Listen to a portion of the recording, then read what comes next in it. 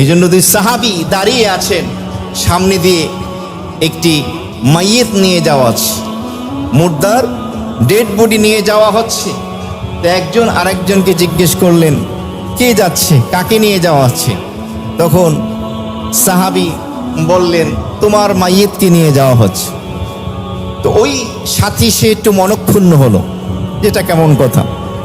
তখন তার সাথী তাকে বুঝালো, দেখো আসলে মাইয়েত যে নিয়ে যাওয়া হচ্ছে তোমারও নয় আমারও নয়।